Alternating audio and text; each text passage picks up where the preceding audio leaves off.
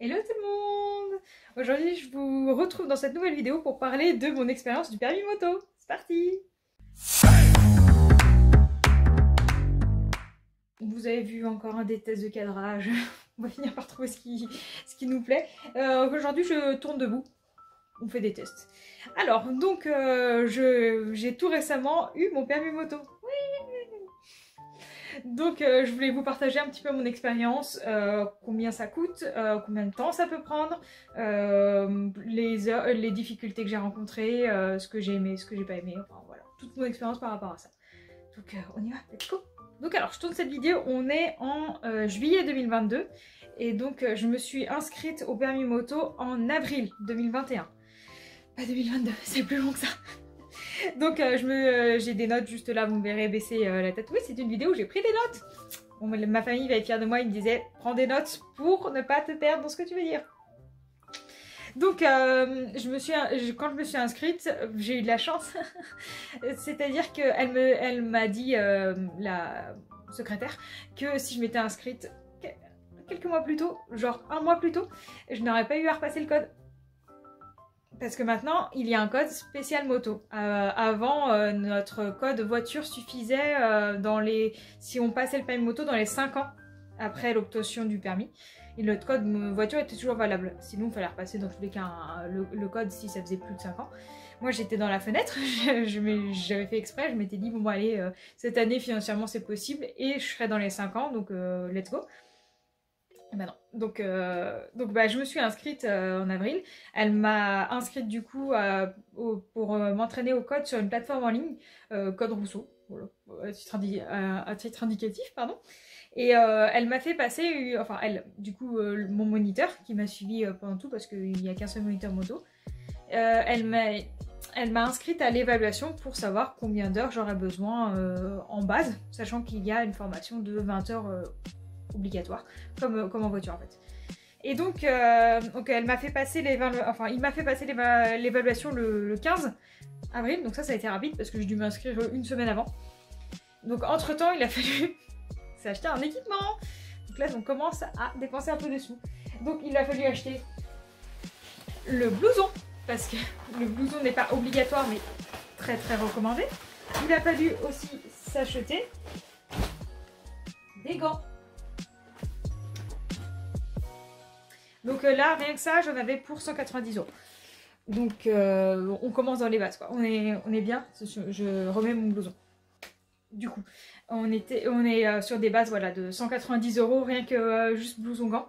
Donc je vous laisse imaginer un peu le reste du matériel. Donc moi je suis partie avec ça et moi j'avais fait du scooter quand j'étais plus jeune. Et sauf qu'un casque ça se périme et donc le mien il était plus à ma taille et trop vieux. Donc on a racheté un casque. Le voici, le voilà. Donc là, moi j'ai eu la chance, c'est mes parents qui me l'ont offert pour mon anniversaire. Parce que du coup, comme j'ai passé l'évaluation avec mon vieux et que on y reviendra après, mais j'ai commencé les leçons plus tard, c'est tombé à peu près mon anniversaire, donc ça a été mon cadeau d'anniversaire. Et merci parce que il a coûté de mémoire 150 €. C'était pas le plus cher, vraiment pas. Moi je voulais un tout classique noir mat, vraiment.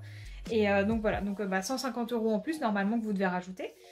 Donc voilà, donc l'évaluation il m'avait évalué à 24 heures, donc ce qui est vraiment bien, j'avais eu plus pour mon permis voiture.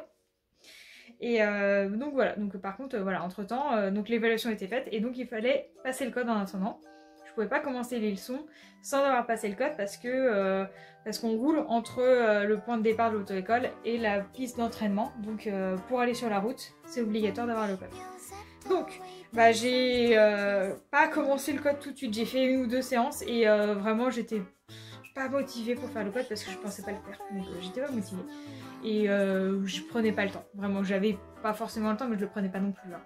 Donc j'ai fait vraiment traîner les choses et un de mes chirurgiens il a passé le permis moto, merci à lui parce que vraiment je pense que j'aurais pas eu la motivation tout de suite et qu'il l'a eu, donc je me suis dit franchement allez vas-y, il m'a dit mais t'inquiète c'est pas grand chose, vas-y fonce. Et je me suis dit bon allez on y va. Donc je me suis vraiment motivée en juillet, vraiment tard hein, en juillet à y aller à fond, donc peut-être juin, enfin je sais plus exactement, mais juin-juillet, je me suis mis à fond, donc là j'ai fait toutes les séances d'entraînement, toutes les séances, parce que séances de 40 questions, plus tous les petits trucs individuels, j'ai vraiment tout fait. J'ai poncé le logiciel, j'ai refait ce que j'avais eu du mal, enfin jusqu'à ce que j'ai à chaque fois la moyenne, j'ai tout fait, j'ai posé la question une première fois en disant est-ce que vous pensez que c'est bon, elle m'a dit peut-être renseigne-toi un peu, donc j'ai tout refait pour passer finalement le code le 9 septembre. Et j'ai eu les premiers coups. Avec je crois 5 fautes, c'était parfait, c'était exactement ça ce qu'on demandait. Donc le code ça va, il faut rajouter 30 € au passage, moi c'était une formule où mon école me l'offrait, donc j'étais contente. Et ensuite, moi vous avez vu le vlog en Grèce, mais ensuite je suis partie en Grèce. Donc j'ai fait ma première leçon de moto réellement que le 9 octobre. Donc il s'est passé beaucoup de temps, mais bon bah, c'est du temps un peu nécessaire et si vous voulez entre... si je m'étais mis au code plus tôt, j'aurais peut-être pu commencer plus tôt les leçons, mais bon bah... Voilà. Moi c'est pas quelque chose, enfin c'était pas comme si genre c'était de l'argent perdu, enfin c'était juste du temps perdu, et puis de toute façon... Au moins j'ai pu plus économiser et donc derrière j'ai fait des leçons, donc ce qui a été très compliqué c'était que au niveau de mes disponibilités ça correspondait pas toujours aux leçons. Parce que donc bon, bah, vous savez, moi je suis infirmière, donc entre mon planning compliqué, entre les astreintes, entre le fait que je pouvais jamais m'engager à aller directement à la leçon en débauchant parce que je finis pas souvent à l'heure, ou à l'inverse, des fois je finis en avance, mais c'était à cette période-là, c'était une période en plus très intense, je vous en avais parlé, parce qu'octobre-novembre, ça a été 2 mois qui étaient hyper intenses parce qu'on était vraiment en sous-effectif. Beaucoup, donc pris beaucoup d'astreintes, beaucoup d'heures sup, je suis revenue sur des jours de repos, donc ça a été très compliqué de poser des leçons de conduite, mais bon on y est arrivé.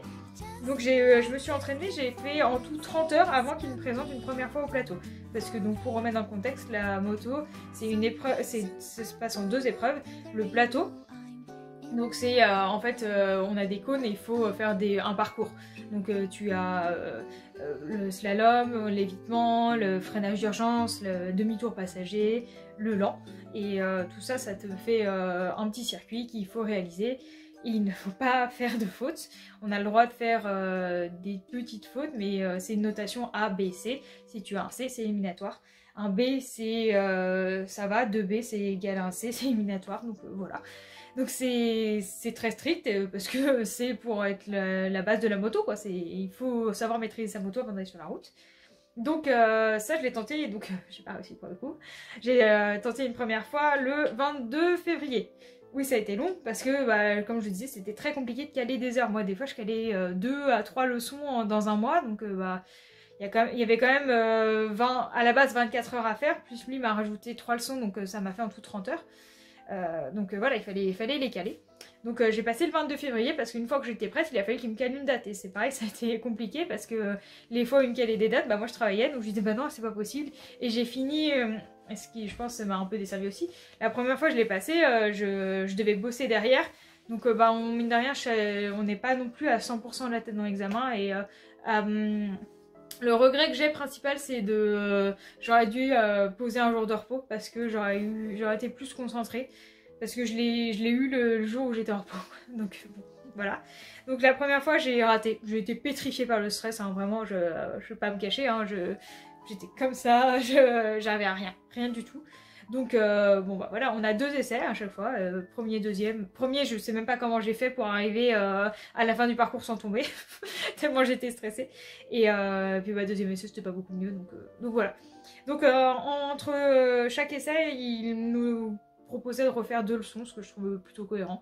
Parce que la première on revient un peu, on se déstresse, on retravaille un peu, on se réapprivoise un peu la moto pour se redire bon bah c'est pas grave, c'est raté mais on y retourne. Donc j'ai retenté un mois après, le 24 mars. Et là j'ai raté pour je sais plus, je crois que j'avais dû faire une sortie de piste, je sais plus. La deuxième je me souviens plus du tout pourquoi j'ai raté. Mais ce que je sais c'est que j'étais pas loin, donc j'étais dégoûtée. Il m'a dit mais franchement merde quoi, faut y aller quoi. Ensuite j'ai essayé une 3e fois, donc de nouveau 4 heures entre temps. Et là, premier passage, bon, bah, j'avais tapé un plot, et taper un plot c'est éliminatoire. Et deuxième passage, je suis tombée dégoûtée. Je me voyais faire... Bah oui, j'avais fait une sortie de piste au deuxième, donc du coup, j'avais trop peur de ça, moi, pour mon troisième passage. Et je me suis cru dépasser, alors que pas du tout. Mais je me suis cru dépasser, du coup, j'ai trop penché et le poids de la moto m'a entraîné. J'avais beau mettre mon pied par terre. La moto fait 200 kg, pour info. donc le poids de la moto m'a entraîné et j'ai pas réussi à la relever, donc tombé. Sinon, mon moniteur m'a dit « Ah, c'est dommage, sinon tu l'avais !» Voilà. Donc j'ai tenté une 4e fois. À savoir que là, je commence à vraiment avoir une pression plus importante dans le sens où on a 5 passages en comptant et le plateau et l'épreuve de circulation. Et si on n'arrive pas à avoir le permis dans ces 5 passages, il faut repasser le code. Et ensuite, on a de nouveau 5 essais. Donc, j'étais un petit peu stressée parce que si j'y arrivais pas, je devais forcément repasser le code parce que la circulation comptait comme un essai. Donc au 4e, fallait que je l'aie. Sinon, si je l'avais pas, j'aurais forcément dû retenter le plateau et derrière passer le code pour refaire la circulation. Donc j'étais un peu stressée, mais étonnamment, j'y allais pas du tout avec la même approche. Enfin bref. Donc je suis allée, le moniteur, comment ça s'appelle, l'examinateur me semblait un peu bizarre, mais bon. Dans le sens où il était très proche de notre moniteur, mais de nous très distant. Donc j'étais là, je ne sais pas si c'est bon ou mauvais signe. Et j'ai réussi au bout du 2e passage. C'était le 20 mai. Oui, ça a encore été un mois après. Parce que bah pareil, toujours compliqué. Il m'a dit bah, dès que je peux, je te mets une date. Je sais que je t'essaie de faire en sorte que tu sois prioritaire. Mais bon, bah j'étais pas la seule qui avait un métier compliqué. Donc il a fait du mieux qu'il a pu. Hein. Franchement, il a été adorable vis-à-vis de ça. Il était compréhensif. Et un jour, je lui ai annulé une leçon au dernier moment parce que j'avais greffé toute la nuit. Et je lui ai dit non, je peux pas venir parce que je rentre tout juste et il faut que je me lève dans 2 heures pour aller conduire et je préfère annuler plutôt que d'y aller et que la leçon ça va à rien. Donc bon, ça reste cher aussi, donc on va pas gâcher une leçon pour rien. Donc il a été compréhensif, hein. Moi je le prévenais dès que je prenais des leçons les lendemains d'astreinte, je lui disais bah, potentiellement je peux t'envoyer un message au dernier moment et il était très compréhensif, donc ça c'était chouette. Donc ensuite il m'a fait passer 2 heures pour m'entraîner à la circulation. Et j'ai passé la circulation le 22 juin, donc pareil, de nouveau un mois. En fait, à chaque fois ça repoussait d'1 mois parce que c'était trop compliqué d'avoir des dates et en fonction de mes disponibilités, je sais que la 2e ou 3e fois que j'ai raté, il m'avait proposé une date une semaine après, même pas, et c'était pas possible, je travaillais, donc on a fait du mieux qu'on a pu et on a réussi. Et donc là, la circulation, je l'ai réussi du premier coup. Wouh! Donc ce qui a été très long, ça a été l'attente parce que j'ai passé la circulation le mercredi, normalement c'est 48 heures. Donc il m'avait dit peut-être le samedi quand même, il m'a dit prévois le samedi au cas où que le courrier ait du retard. Bon bah ils ont reçu le courrier que le lundi. Donc ça a été vraiment long d'attendre parce que franchement d'attendre comme ça pendant 5 jours c'est hyper long, sachant qu'on nous annonce 48 heures quoi, c'est pas possible. Il y a un problème, moi je commençais à me stresser, je me disais mais c'est pas possible, il y a un problème avec mon dossier. Et non, j'ai eu 27 sur 27. Donc vraiment, vraiment trop contente. Donc là maintenant il ne reste plus que la moto. Donc au final, le bilan des heures, j'ai eu 44 heures en tout avec la circulation. Donc ça fait beaucoup. Vous imaginez bien que ça m'a coûté un peu cher tout ça. Sachant qu'en plus, donc tout ça ajouté au fait qu'il faut notamment acheter des chaussures de moto, c'est quand même mieux. Enfin c'est pas obligatoire mais c'est quand même mieux, il y a des coques protectrices, c'est quand même mieux. Rajouter à ça des petits équipements en plus, par exemple un pantalon anti-pluie, un cache-cou l'hiver, des gants d'hiver, aussi des sous-vêtements chauds parce que aussi bien haut que pantalon hein. Donc j'ai pas le total exact de tous les petits équipements que j'ai eu en plus parce que les chaussures on me les a offerts à Noël, ça c'est moi j'ai acheté des équipements au fur et à mesure, pas forcément dans des boutiques spécialisées parce que ça coûte très très cher, mais chez Decathlon tout bêtement, on va pas se cacher hein, ça coûtait beaucoup moins cher. Donc voilà, au final ça a vraiment coûté cher hein, tout ça, mais moi je suis passionnée donc voilà, hein, j'y ai mis le prix. Donc bon bah je vais vous annoncer les prix, hein, comme ça c'est plus simple. En tout, mon permis m'a coûté 1215 €. Ce n'est pas rien. C'est aussi cher qu'un permis voiture, hein, on va pas se cacher. Et derrière il faut acheter la moto. Donc si vous voulez, 1215 € ça a été sur un an. Ça fait économiser 100 € par mois, donc bon, c'est quand même pas rien. Hein. Donc bon bah moi je le savais, j'avais économisé déjà un peu avant. Ça m'a coûté quand même un petit peu plus cher que je pensais très honnêtement aller taper au max vers les 1000 €. Bon bah il y a 200 de plus, mais bon bah voilà c'est les ratés, les ratés des permis. Ajouté à ça, moi de ma poche j'ai au minimum payé 200 € d'équipement, qui sont blouson et les gants. Mais j'ai pas compté la deuxième paire de gants, tous les petits accessoires avec. Et j'ai eu de la chance, on m'a offert mon casque et mes chaussures. C'est ce qui me coûtait quand même pas mal aussi. Avec les casques chaussures à eux tout seuls, ils coûtaient plus de 200 €. Donc voilà, pour vous donner un ordre d'idée, hein. C'est sympa. Mais bon, voilà, après c'est... Enfin, je pense qu'il faut être absolument passionné, sinon personne ne dépenserait une somme comme ça juste parce que oh j'ai un peu envie de faire de la moto. Non, je pense qu'il faut vraiment...